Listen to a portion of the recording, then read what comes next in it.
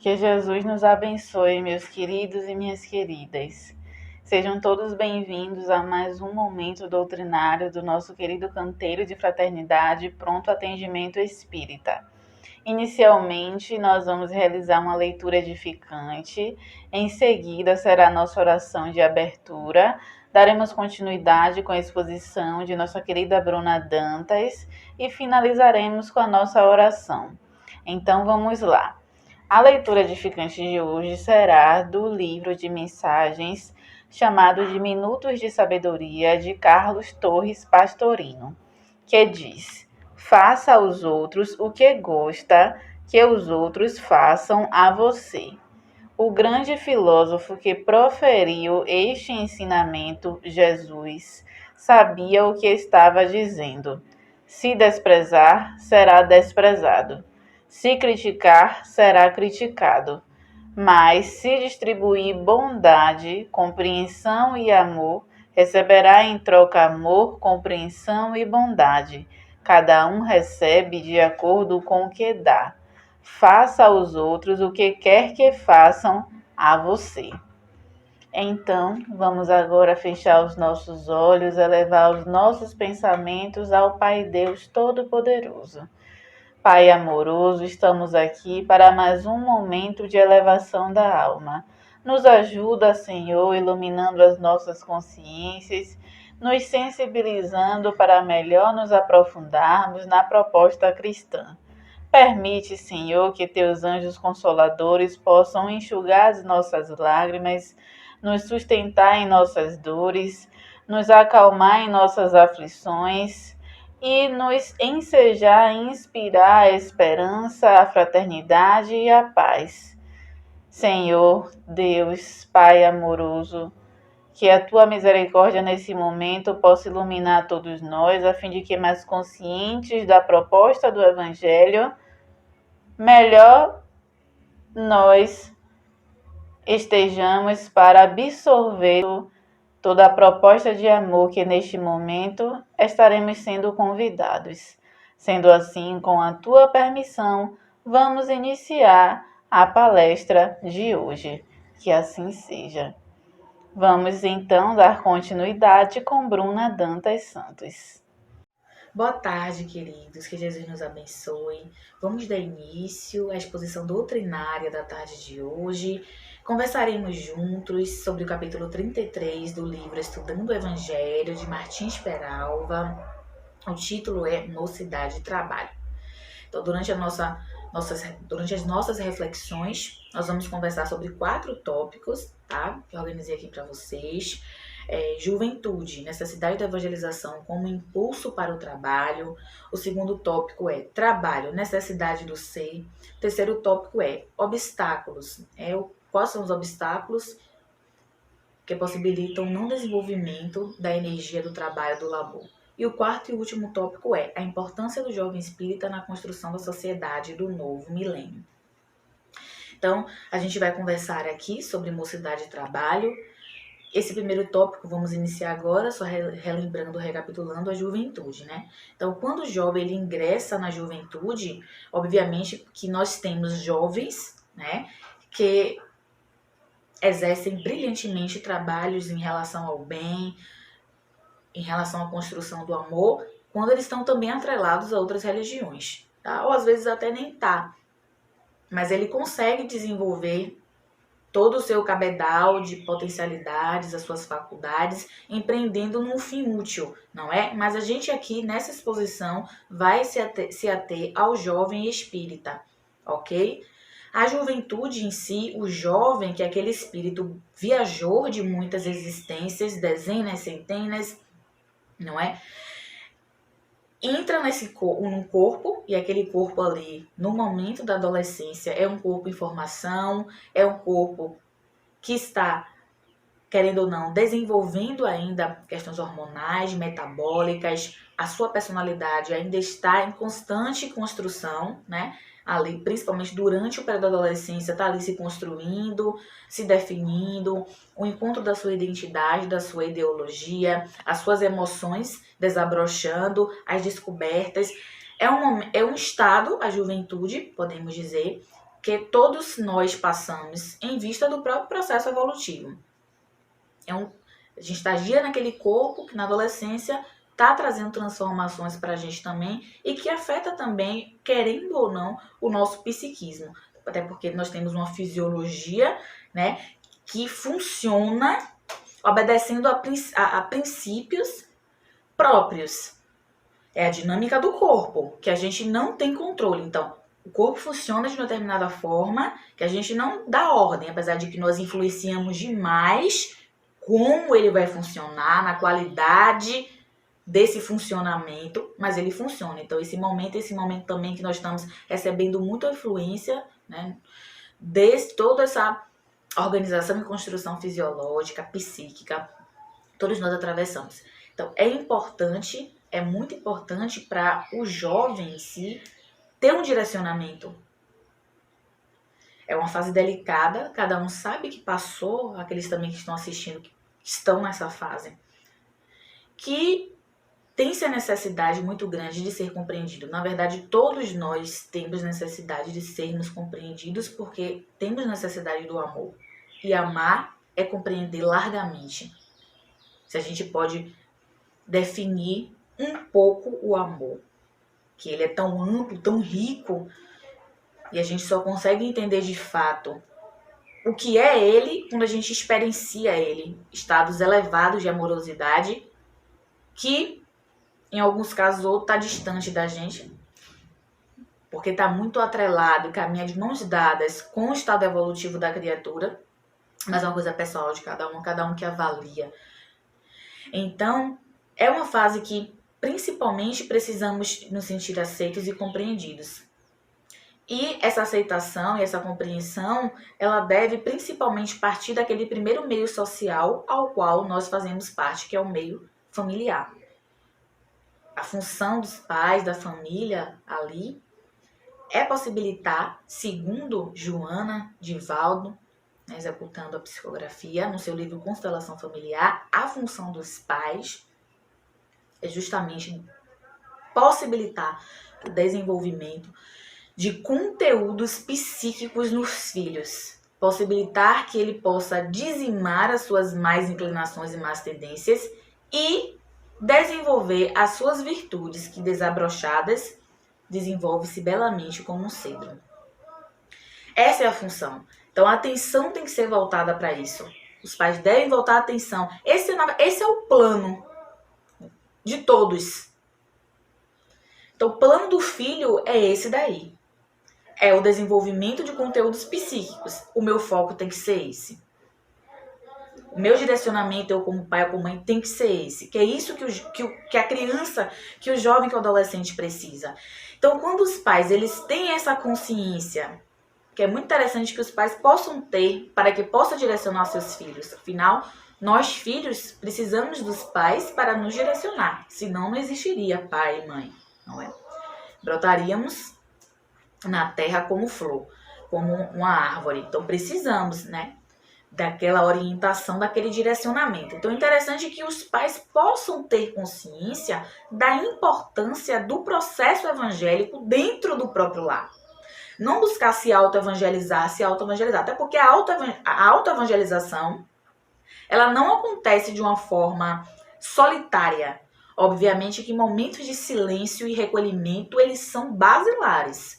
Porque você precisa silenciar para poder você se compreender, se entender, ver suas debilidades morais, elaborar planos de correção de seus defeitos e do todo o tumulto social que nós causamos de uma forma ou de outra nos nossos processos imperfeitos de não compreender, de não aceitar, de exigir. Silêncio é fundamental. Mas quando você centraliza um processo evangélico, só eu que vou ali para o centro, sou eu que faço isso, e não ocorre um estímulo disso dentro do lar, aí que é grave.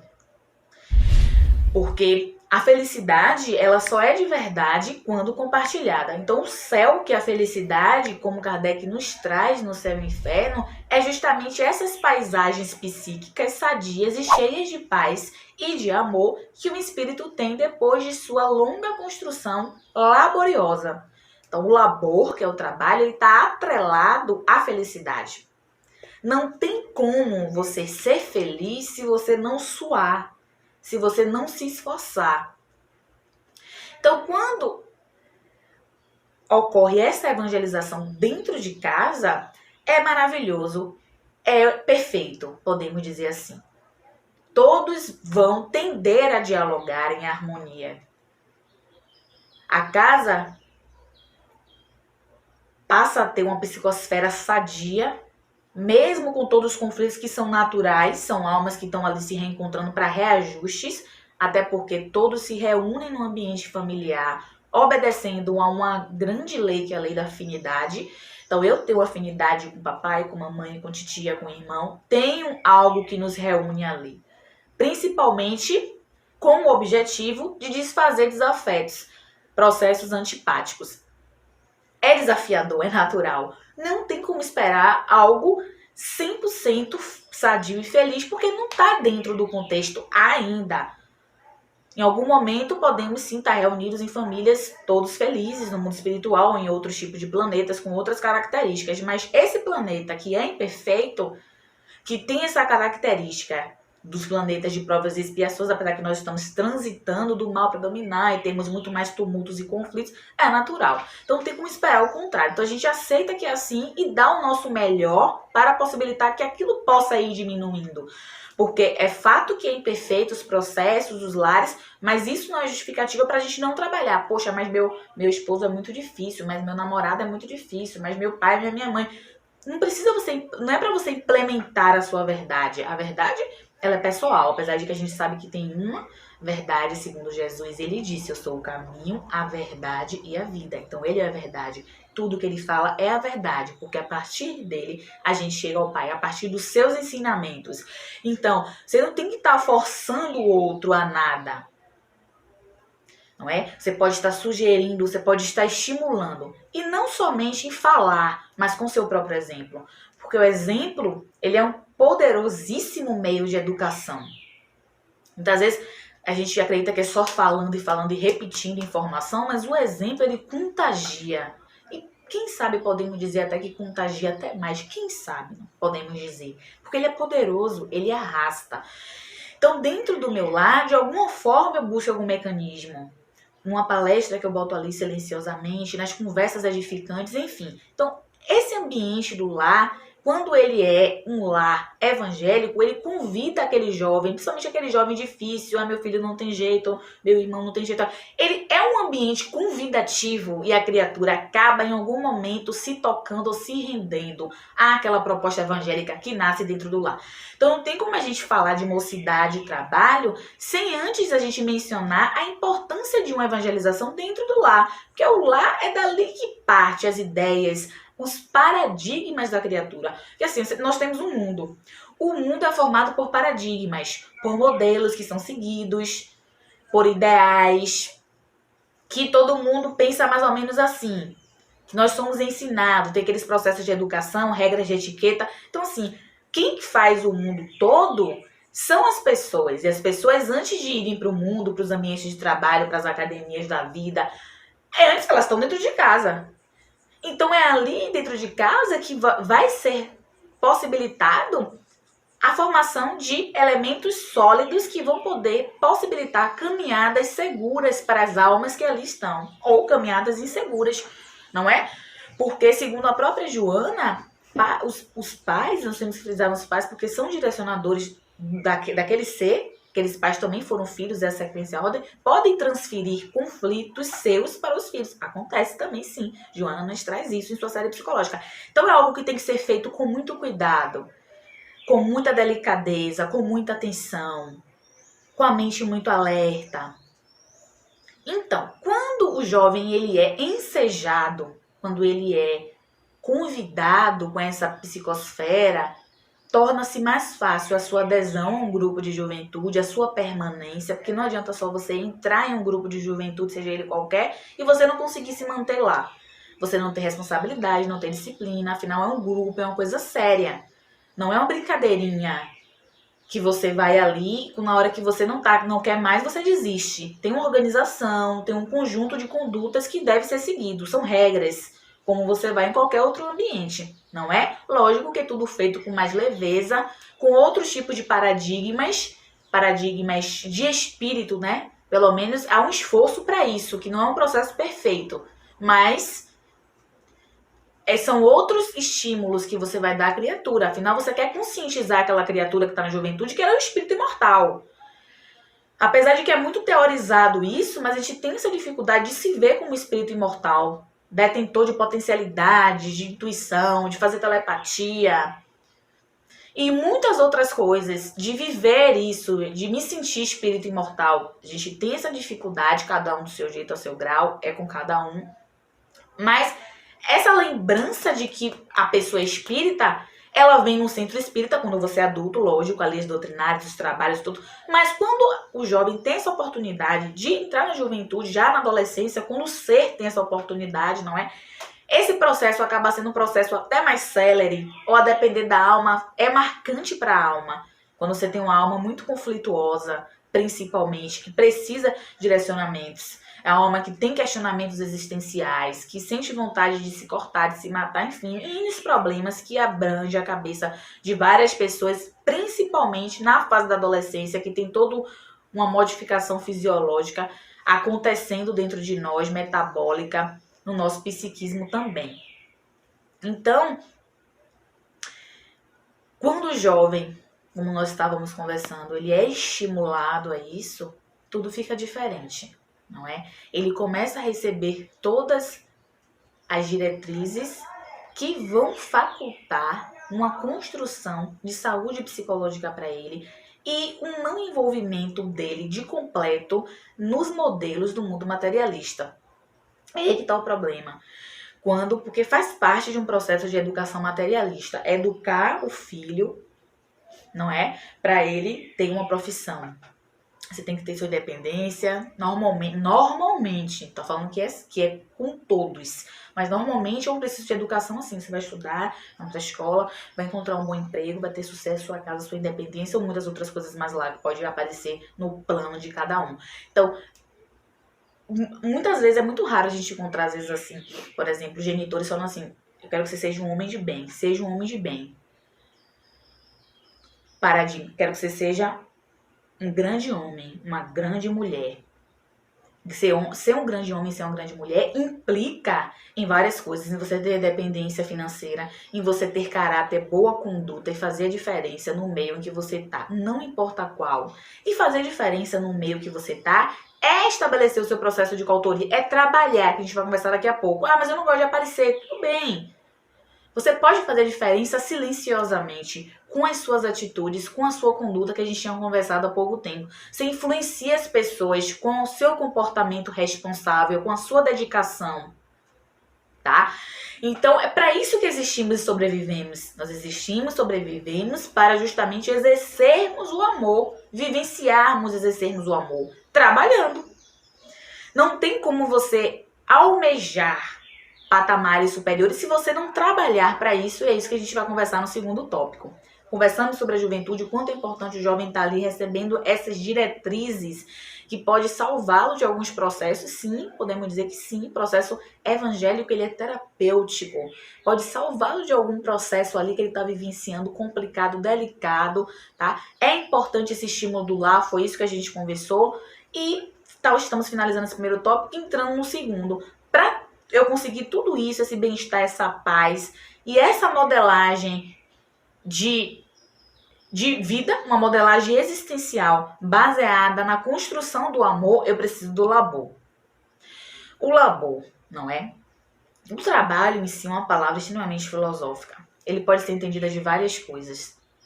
Pode ser entendido a partir de várias coisas. É interessante como a física também traz uma noção do que é o trabalho, com aquele esforço, aquela energia útil, né? Tô pegando aquela energia e tô desprendendo ela para algum fenômeno, para alguma situação, para algum fato. Na verdade, é o que move o mundo, é o trabalho. Sempre estamos nos mexendo, ou devemos estar nos mexendo para possibilitar que a ordem continue a se efetivar, a ordem divina. Então, a lei do trabalho, ela é efetiva a lei do progresso. Todos tendem a ascender, é uma lei. Mesmo quem se contrarie, tá lá no Livro dos Espíritos, lei do progresso e lei do trabalho. Então eu preciso trabalhar. E a física traz isso.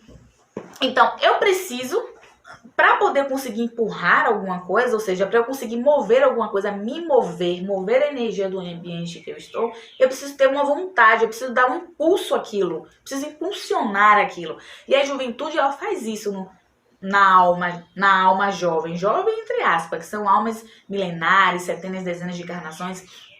Enfim, ele impulsiona a criatura. E isso é lindo. Isso, obviamente, não acontece na juventude. Nós estamos falando porque é a temática. E, lógico, quando esse processo ocorre na adolescência, é melhor ainda para o ser estar em contato com esses estímulos logo nas suas primeiras décadas de existência em um plano. É um plano físico. Então, eu preciso dar um impulso para poder as coisas se moverem. Tudo se move. Como já tínhamos até conversado em outros momentos para quem teve a oportunidade de assistir. Tudo se move. Então, mover-se, que está atrelado ao labor, é uma lei natural também. É uma lei da física. Tudo se move. Nós agora sentados, está sentado, pode estar também trabalhando, fazendo alguma coisa e ouvindo também a exposição. Para quem está sentado, estamos sentados, não estamos percebendo, mas a Terra está girando ao redor dela própria. E ao mesmo tempo ao redor do Sol, no seu movimento de translação. E a Terra e o Sol estão rodando em torno do núcleo intergaláctico da Via Láctea. Ou seja, nós estamos circulando o tempo todo, né? Podemos dizer assim. Aí não vamos falar de círculo porque não é um movimento circular, é uma elipse, mas enfim, não vem ao caso agora, mas o que eu queria dizer é que a gente está se movendo. Estamos sempre se movendo. Mesmo que nós não queiramos, tem alguma coisa ali que está nos movendo. E a lei do progresso, ela está agindo. As coisas estão sendo, as leis estão sendo ali efetivadas, obedecendo à vontade da providência divina, que as criou, que as estruturou, que acontecem, são imutáveis e não dependem da nossa vontade. Elas acontecem, nós temos livre-arbítrio, com certeza, mas a lei em algum momento ela vai se efetivar dentro dos nossos, ou melhor, ela já está se efetivando dentro, o tempo todo, dentro dos nossos processos existenciais. Nós podemos nos tornar instrumentos da efetivação da lei. Perfeito quando isso acontece. E também acontece de uma forma ou de outra. Principalmente no processo de coautoria, na execução da lei do amor. Então, trabalhar é uma necessidade. Quando a gente fala de trabalho, esforço útil, trazendo esse significado da física. Um esforço útil, como se fosse um bloquinho e eu estou empurrando aquele bloquinho para que aquele bloquinho se mova, mas eu preciso dar um impulso. Ele não vai mover-se sozinho. Eu preciso empurrar, então eu preciso utilizar um atributo poderosíssimo que eu tenho como espírito imortal, vontade, pensamento e vontade. Eu preciso desenvolver. Então, lógico, quando eu estou inserida dentro de espaços que me estimulem a pegar a minha vontade, a elevar o meu pensamento e a me permitir que eu mobilize a minha vontade, eu consigo simplesmente mover a minha energia. Eu consigo de uma forma sadia, efetiva e cheia de vontade, de estímulos, mover aquilo, trabalhar, entrar na energia do labor contagiante, que nos possibilita ter os nossos processos de merecimento, as nossas construções, porque se efetivam assim, com trabalho, com esforço útil para fazer alguma coisa. Mas fazer o quê? Você está falando tanto trabalho. E o trabalho que eu faço ali mecanicamente, o trabalho do mundo materialista é trabalho, tudo é trabalho. Nós estamos nos movendo. Então, as profissões que a gente está tem um ensinamento para nos trazer. O trabalho que a gente está desenvolvendo ali, ele é útil, muito útil. É energia se movimentando, como a gente estava conversando. É esforço, é labor. Tá? A função dos trabalhos, assim como Kardec traz no Livro dos Espíritos, é justamente permitir o homem a desenvolver a sua inteligência. Ele precisa desenvolver a sua inteligência. Alguma coisa ele está desenvolvendo ali. Muitas coisas está desenvolvendo ali naqueles processos. Por mais que, mas é um processo ali que eu faço aquilo ali. Sempre é algo um pouco repetitivo, né? Vamos supor, tem algum trabalho que a gente já repete aquilo. Com certeza, sempre tem coisas para a gente estar desenvolvendo ali. Possibilita o crescimento de várias virtudes. Potencializa a minha inteligência.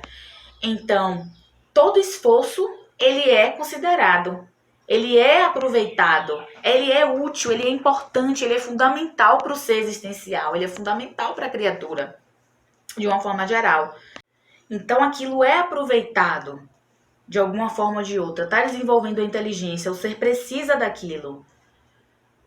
E todos os outros movimentos que a gente faz, no sentido de estou me esforçando para poder dar andamento ao meu planejamento reencarnatório, para as coisas que eu acertei, o desenvolvimento das minhas funções sociais, a função de ser pai, de ser mãe, de ser irmão, de ser coordenador de algum departamento, de trabalhar no meu setor ali do trabalho, né? Lá no trabalho eu tenho função X. Então as funções sociais que nós temos, quando a gente se esforça para executar, é um trabalho. E dá trabalho pra caramba. Dá trabalho. Ser bom esposo, ser boa esposa, tá ali sempre atenciosa com o processo de educação dos filhos, ser bom tio, sobrinho, assim, se a gente for parar pra pensar, nós temos grandes tarefas para serem exercidas, e isso é trabalhar. E fazendo isso, estamos trabalhando para o nosso próprio aperfeiçoamento. Isso acontece concomitante com o nosso próprio olhar crivo para nós mesmos. Que dá trabalho. Dá trabalho enxergarmos as nossas debilidades, nos acessarmos. Dá trabalho encontrar seriedade na nossa proposta evolutiva e não deixar o vento me levar para onde ele quer. Porque o contrário do trabalho é inércia, né? E nós temos uma tendência inercial. A física traz o conceito de inércia como uma tendência que os corpos têm de ficarem parados, a não ser ou em movimento acelerado contínuo, né? Mas estarem parados ali, a não ser que algo externo venha possibilitar que ele possa se mover, né? Então nós temos essa tendência também de, porque é confortável, né? É algo do nosso processo imaturo tender a gostar de uma zona de conforto, tender ao que dá menos esforço. É como se fosse duas escadas. Ó, tem duas escadas para você subir. Uma de 100 degraus e uma de 50. Não, eu quero ir para 50 que é menos esforço. É um exemplo bastante grosseiro, mas é só para poder exemplificar como a gente tende a ir para o que é menos desgastante. E o quanto isso se torna um processo que nos sabota. Essa tendência da gente não querer mais coisas para esquentar a minha cabeça, né? Eu não quero mais isso para fazer porque eu já tenho muitas outras coisas para serem feitas. E a gente muitas vezes perde oportunidade de crescimento pensando dessa forma. Então eu não quero isso porque eu já não tenho tempo, eu não posso fazer mais isso. Esses processos de autossabotagem, eles vêm justamente nos impossibilitar uma construção. Essa tendência de querer ir para o mais fácil. Sendo que muitas vezes, quando a gente fala, não quero mais coisas para sentar na minha cabeça, não tenho mais tempo, porque isso aí vai ocupar minha cabeça, é perigoso quando isso acontece, quando tem coisas que são realmente úteis para o seu processo evolutivo. Outras coisas que a gente enche a nossa cabeça, a nossa rotina, muitas vezes, em muitos casos, são coisas para atender necessidades egóicas, vaidosas e principalmente necessidades do mundo da matéria, que são necessidades que nós precisamos, obviamente, que nós estamos num corpo, mas não deve sim, simplesmente centralizar-se uma atenção em demasia para a matéria. Tem que ser algo equilibrado, tudo no equilíbrio, sem excessos e sempre naquela lembrança permanente de que a minha experiência no mundo material é uma expressão do meu processo evolutivo, que é um processo espiritual.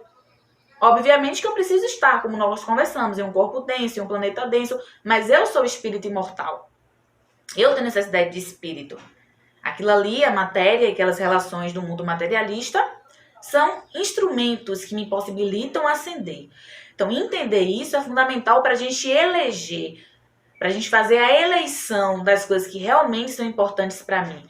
Então, muitas vezes, esses processos são processos que nos coíbem de desabrochar, de desenvolver nossas potencialidades. Essa tendência inercial que nos paralisa, que nos impossibilita de construir o bem, de se colocar à disposição para o serviço, porque não tem como você evoluir se você não trabalhar. O trabalho é uma lei, é fundamental. Que você queira ou não, tem que se suar muito para conseguir qualquer coisa nessa vida. Muito. Todos os processos, eles precisam, processos profundos, principalmente o processo evolutivo em si, que a gente soe bastante.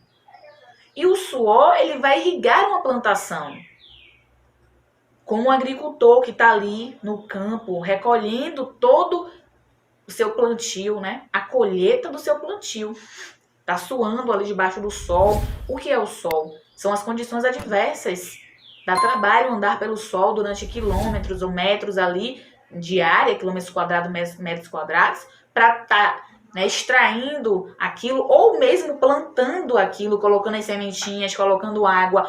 Então, assim, você precisa realmente ter um mental forte para você saber administrar as intempéries existenciais que aparecem, que são naturais do processo da caminhada, porque é uma trajetória pedregosa. A nossa trajetória existencial é pedregosa. Não tem como dissociar esses obstáculos, porque eles são naturais. Óbvio que à medida que você vai ampliando a sua consciência, principalmente a sua consciência de mortalidade, aqueles obstáculos que antes para você eram intransponíveis já ficam mais fáceis de atravessar, mais administráveis, mas eles vão existir de uma forma ou de outra. Talvez eles sejam menores, principalmente porque a gente já vai olhar para eles de uma forma diferente. Como Kardec nos traz do céu e inferno, o sofrimento tende a diminuir quando nós deixamos as nossas imperfeições serem dissolvidas pouco a pouco. É uma tendência, porque o sofrimento está atrelado à imperfeição. Então, eu sofro porque sou imperfeito. Então, logicamente, quanto mais perfeito eu for, aquele sofrimento ele vai diminuir. Mas eu preciso desenvolver, preciso me movimentar para que isso ocorra. Isso precisa de muita mobilização da vontade. Porque muitas vezes a gente fica só no campo das ideias. Vou fazer, vou acontecer. Poxa, mas eu sei que isso é importante, que eu tenho que fazer. Mas só fica no plano das ideias. Fica no pensamento. Não tem força suficiente para poder mobilizar a vontade. Porque você pode pensar, mas para possibilitar que coisas aconteçam, para eu materializar o meu pensamento, eu preciso mobilizar a minha vontade, que é o meu segundo atributo, como tínhamos conversado, como espírito imortal. Então eu preciso ir lá e fazer. Então a questão da ação, ela é fundamental. A execução de alguma coisa para algo crescer.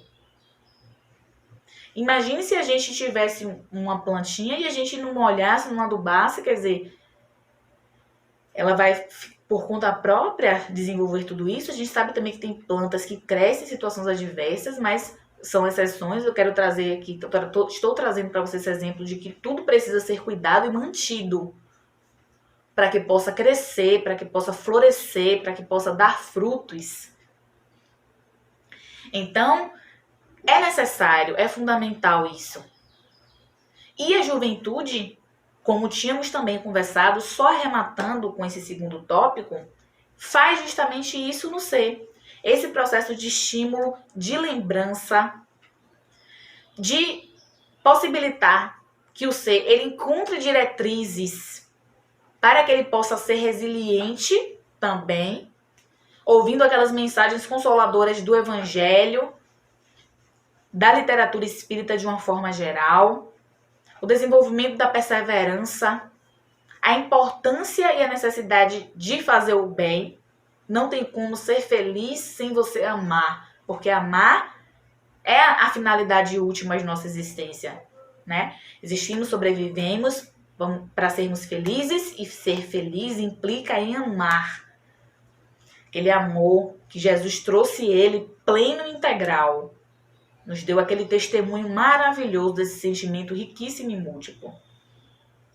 Então, quando eu aproveito essas oportunidades de crescimento, quando eu aproveito que eu nasci no lar espírita, quando eu aproveito que tem um centro espírita perto de minha casa, quando eu aproveito que tem algumas instituições de caridade próximo da minha casa, onde eu moro, isso é você aproveitar as oportunidades, porque pensemos que Deus, ele dá elementos no nosso planejamento reencarnatório que nos estimulem ao crescimento.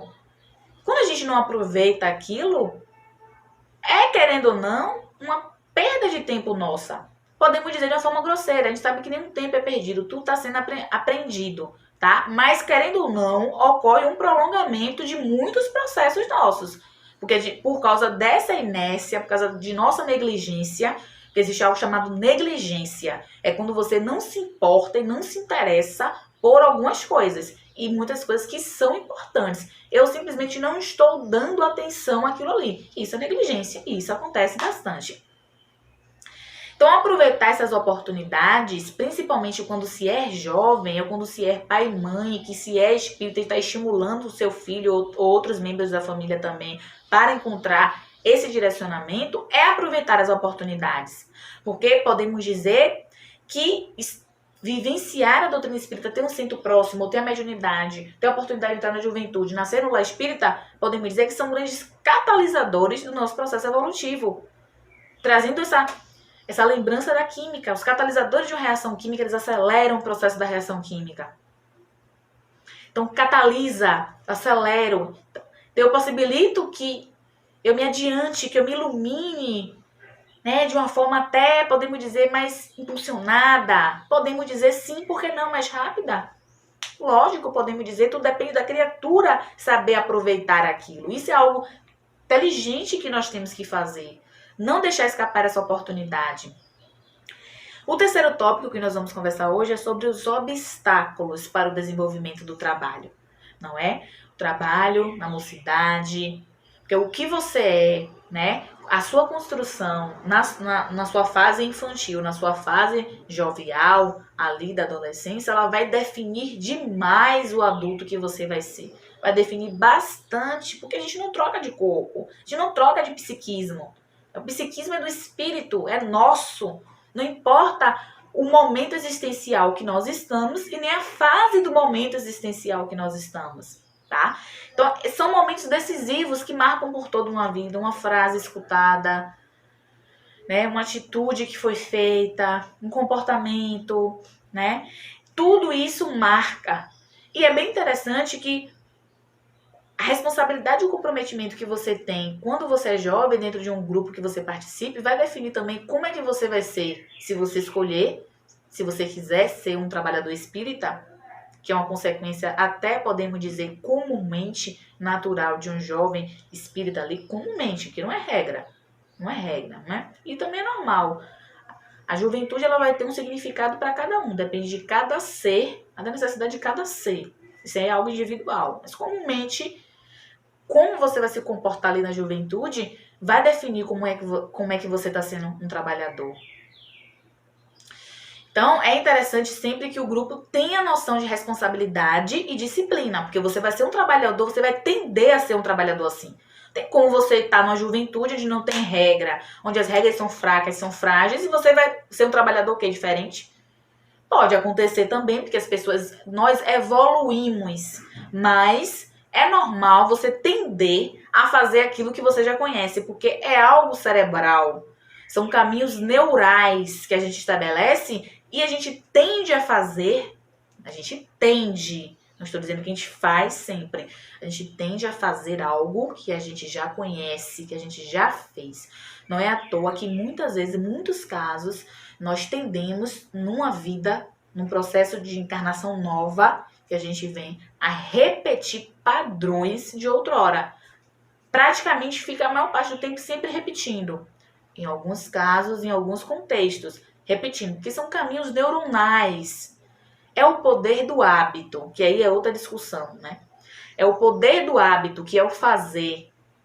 Aquela ação feita repetidas vezes, que é interessante o hábito, ela se marca, ela se criva dentro da nossa estrutura psicológica. Sim, nosso psiquismo, são caminhos que são feitos ali na nossa mente, que ela já conhece e tende a fazer porque é mais fácil.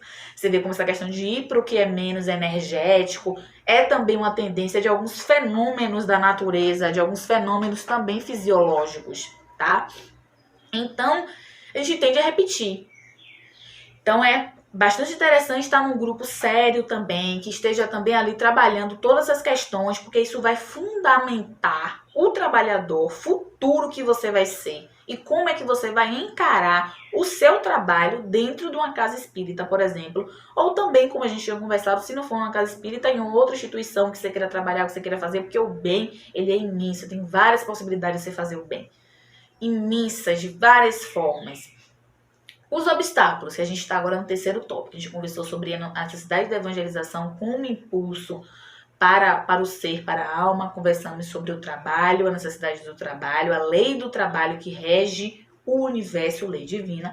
E agora os obstáculos, né? A gente até mencionou alguns deles durante a nossa conversação nos tópicos anteriores sobre essas dificuldades. Conversamos sobre a tendência inicial, que é um obstáculo, esses processos de autossabotagem que a gente se coloca, esse mergulho muitas vezes nos nossos processos materialistas tá muito centralizado na escola, muito centralizado na faculdade, muito centralizado no meu trabalho, me impossibilita esse mergulho excessivo de triunfar sobre a matéria. Que são coisas que estão me prendendo ali em relações. Ah, mas eu evoluo com isso, com certeza, evoluímos com tudo. Mas não pode esquecer, como a gente já tinha conversado, que é uma expressão de você como espírito imortal, da sua evolução como espírito imortal. Então eu tenho que priorizar, sempre atender as minhas necessidades emocionais, as minhas necessidades espirituais, porque eu sou espírito. Quando eu falo necessidades emocionais, saindo de outros contextos, falo necessidade de gerenciamento das emoções.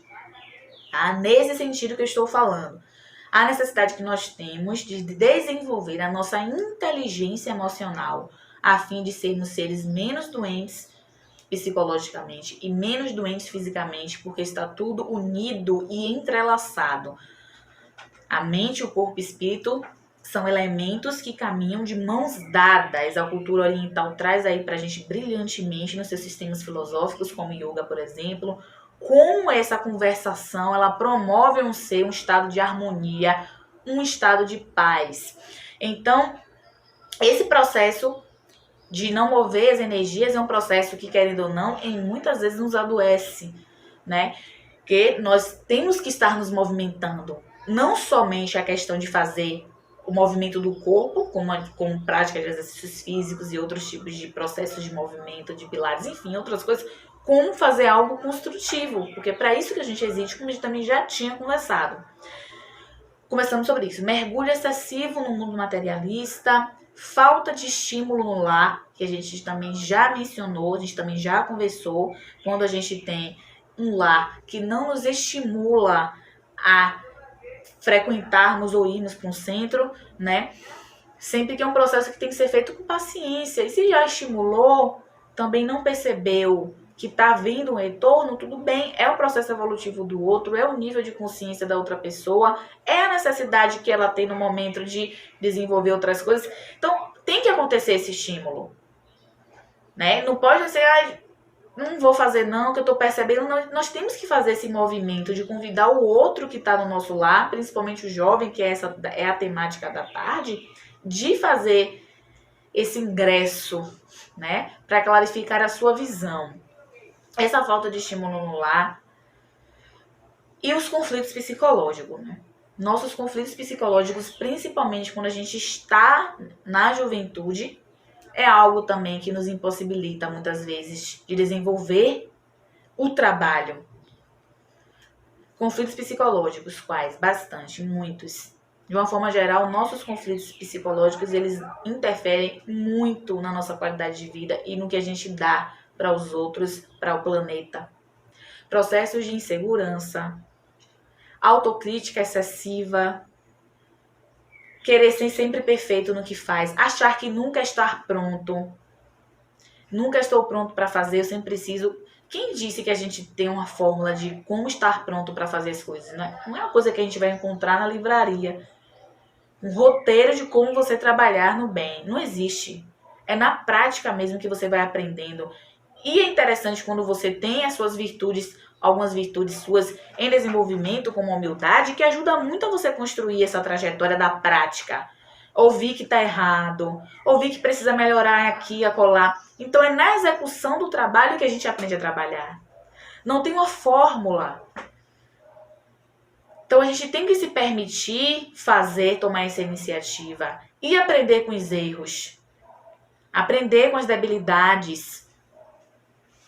É isso que é trabalhar. Então o trabalho, o serviço, que é uma possibilidade redentora de nossa alma, e a gente às vezes perde a oportunidade de perceber como aquele espaço, como por exemplo um centro espírita, tem oportunidades redentoras para minha alma, pelos processos de conflitos psicológicos, que eu mencionei alguns aqui, que a gente está no tópico de obstáculos, para a mocidade e também para a fase adulta.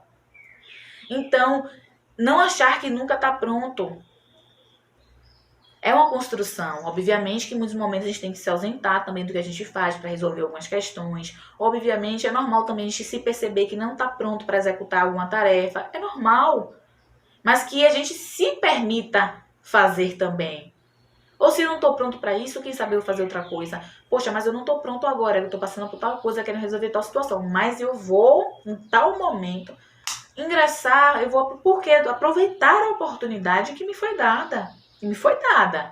Né? Não tá ali para enfeitar o meu planejamento reencarnatório, tá ali para ser factível de realmente acontecer. Que são ferramentas de grandes estímulos.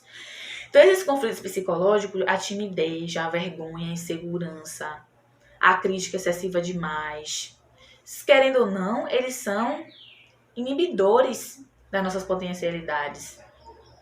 A gente não expressa a riqueza que tem dentro de nós, os talentos que tem dentro de nós. E a gente lembra da parábola de Jesus nos trouxe dos talentos, que você multiplica, né? Você dá sucesso a um tipo de empreendimento do bem quando você se põe lá a fazer. É multiplicar o talento, como na parábola dos talentos. É você multiplicar. E isso é importante, porque é assim que se constrói a lei da coletividade, da harmonia e da felicidade que a gente tinha conversado. Então, tratar esses conflitos psicológicos é muito bom. Pelo menos tomar consciência. Alguns vão se resolvendo, obviamente, com uma construção natural dos anos. Porque tem coisa que a gente vai tratando, mas tem coisas que é a cargo do tempo vindo trazendo pra gente. A gente vai ampliando a nossa perspectiva e vai já resolvendo algumas questões, mudando os nossos paradigmas, as nossas perspectivas. Mas os nossos conflitos, eles devem ser olhados com naturalidade, é o interessante, e que nós possamos tratá-los. Não enxergar como, mas é normal. Sim, realmente é natural ter conflito, mas eu não posso simplesmente me acomodar no que na frase é natural ter conflito, que é uma condição nossa, chamada condição de inferioridade. Não tem como, é uma condição. Ser imperfeito, né? Ser inferior para amanhã ser superior, não é? Não posso me acomodar nessa condição para não querer resolver ou desenvolver as fugas psicológicas, conscientes ou não. Fugindo ali. Não quero resolver. Não, tem resolução. É resolvível. Né? Tem coisas realmente que não dá para resolver assim, que leva toda a existência e às vezes nem consegue resolver. Mas movimentos a gente tem que fazer sempre. Nunca ficar parado. Não, mas eu tô tentando, mas eu tô fazendo. Não, mas eu tô lendo, mas eu tô estudando, mas eu tô assistindo ali palestra doutrinária. Isso é se mover, isso é lindo demais. Energia se movendo, tudo move. E quando a gente entra em ressonância com esse movimento, a gente tende a ser mais sadio, fisicamente e psicologicamente. Vamos entrar agora no último tópico, que é a importância do jovem espírita da sociedade, para a construção da sociedade do terceiro milênio. Então, por que falar de tudo isso? Por que falar de mocidade e trabalho? Qual a importância disso para gerações vindouras? Qual a importância disso para o terceiro milênio, por exemplo? Bastante. Que o jovem espírita, ele vai ter um peso na construção daquela sociedade, com certeza. Pela consciência de espírito que já tínhamos mencionado no início. Ele vai entrar, né, num sistema de um mundo que está se desconstruindo, aquele sistema, porque obviamente estamos transitando, indo para um planeta de provas e expiações que tem outros paradigmas, tem outras formas, outros hábitos, né? Aqueles paradigmas do passado, pouco a pouco, estão sendo ali dissolvidos para acontecer o reerguimento de uma nova era. Então, aquele jovem que tem consciência de espírito vai fazer o quê? Muitas coisas. Ele que já tem consciência vai promover naquele ambiente a qual ele faz parte determinados tipos de mudanças com o seu próprio exemplo, com a divulgação de hábitos salutares, que a gente tem que aproveitar é uma característica bastante dos novos tempos, né? A questão, as redes sociais, né? O mundo tecnológico, científico, informacional. Então, as redes sociais, elas hoje estão aí, principalmente, né? Para possibilitar que nós possamos disseminar hábitos construtivos. Para que estar disseminando hábito construtivo? Para criar um novo paradigma. Porque se todo mundo vê que grande parte das pessoas estão fazendo tal hábito, já vai motivá-lo a fazer também. Existe uma coisa que a psicologia traz, né, chamada a ótica da conformidade. A gente tende a fazer algo que o outro está fazendo. A gente começa a ser convidado a pensar, poxa, olha, tô vendo todo mundo fazer. A gente tende a ir fazer, ou pelo menos desperta. Se a gente pode resistir ou não, mas desperta a vontade também de experimentar aquilo, ou analisar se aquilo faz ou não sentido. Então, essa divulgação das coisas boas que devem ser feitas, elas são fundamentais para construir. E a gente não pode cair no pessimismo de dizer que as coisas não tem jeito, não faz sentido, gente. Né? Muitas vezes a gente cai muito em discursos ou reproduz esses discursos ou se deixa contagiar por discursos pessimistas. Não tem jeito, olha só como estão as coisas. Não, as coisas estão acontecendo. O bem acontece bastante, só que isso não é disseminado em muitas vezes, apesar de que a gente vê em algum local ou outro, principalmente na imprensa, muitas coisas já sendo até disseminadas. Poderia ser mais, mas é uma construção, mas a gente pode fazer a nossa parte, não ficar só dependendo da imprensa divulgar hábitos bons. Não é exibicionismo. Obviamente que tem gente que faz isso para esse fim, mas temos que fazer no sentido de estimular, nunca para se colocar em evidência. Afinal, o bem é uma lei, é algo que a gente tem que fazer.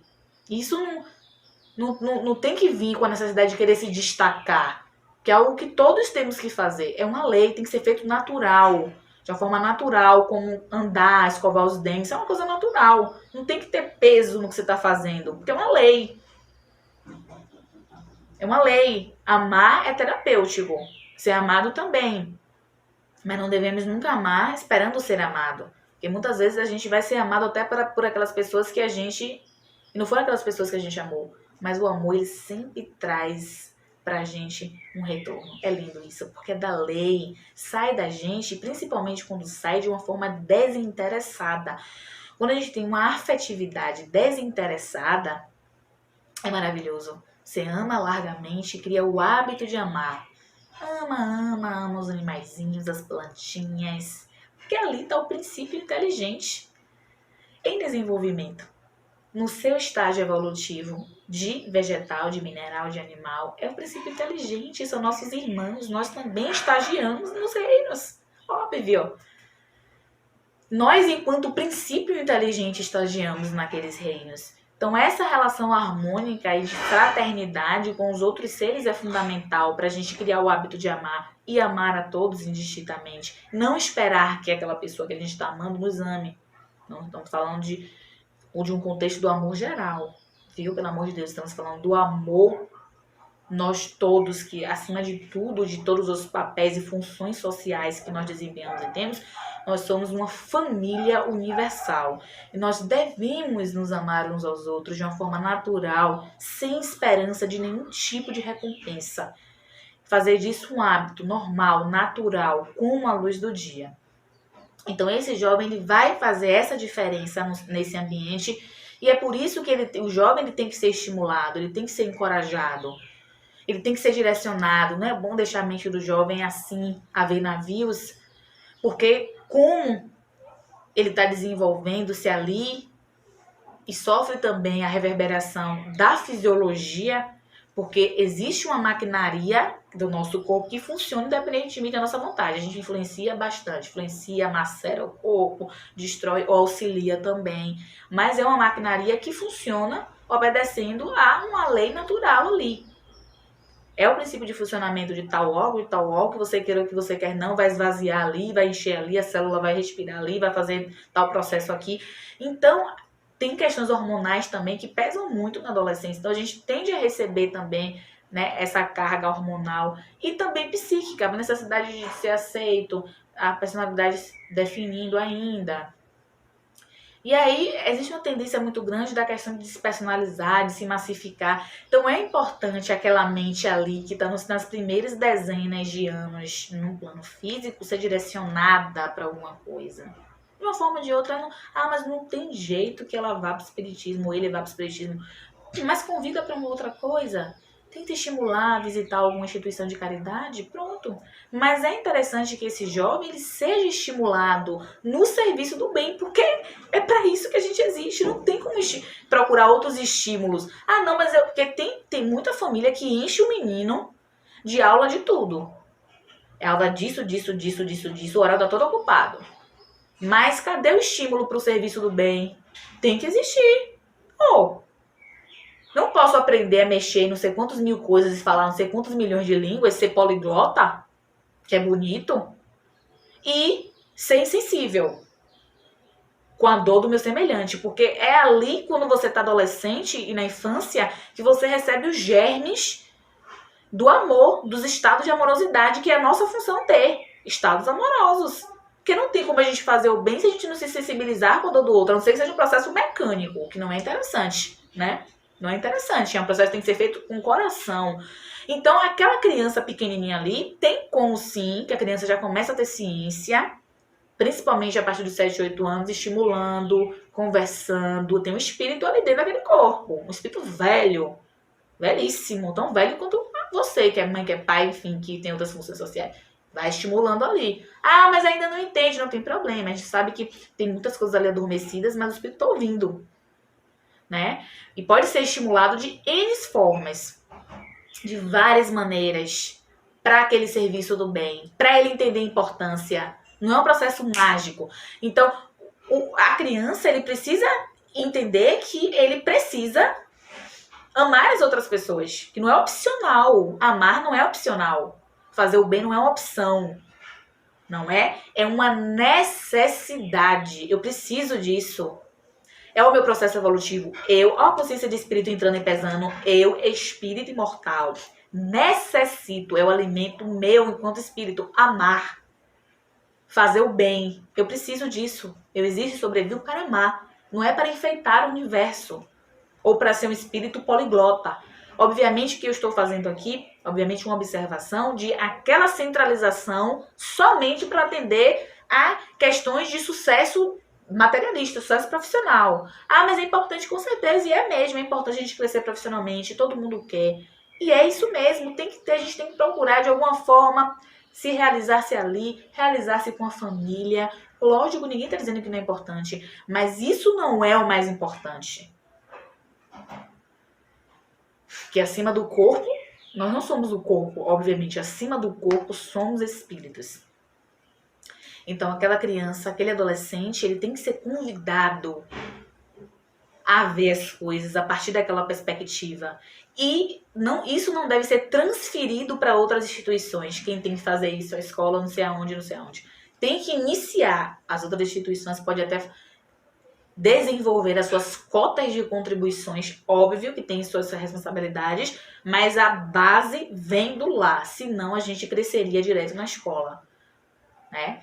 Ou como planta brotando. Eu sei que a gente já estagiou naquele reino, mas se a gente está em contato com outros seres dentro de uma família, porque nós devemos nos ajudar.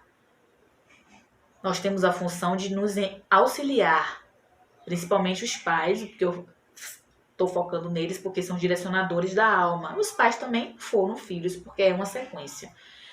Então, que a criança, que o jovem, eles sejam convidados, que eles sejam estimulados a ver que amar é uma necessidade e tem que ser um hábito.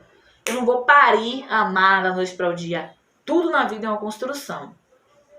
Então, eu preciso ser ensejado aquilo, preciso ser convidado aquilo, para mais tarde eu poder executar. E começar também a realizar algumas execuções de acordo com as minhas possibilidades, a possibilidade da criança, sim. Bota ali, vem me ajudar, leva, mostra, olha como é bom, sugere. Mas será que ele vai fazer isso? Aí já é questão dele, do livre-arbítrio, que ali é uma alma, tá pequena, mas tem suas vontades, obviamente quando ficar maior, né? Que a gente tem que direcionar essas vontades na criança ali, porque a gente precisa educar e não possibilitar que desenvolva-se mais tendências ali, ou melhor, fazer a nossa parte. Né? Fazer a nossa parte, que nem ser pai e mãe não é uma mágica. né? Nem tem roteiro, é bem desafiador.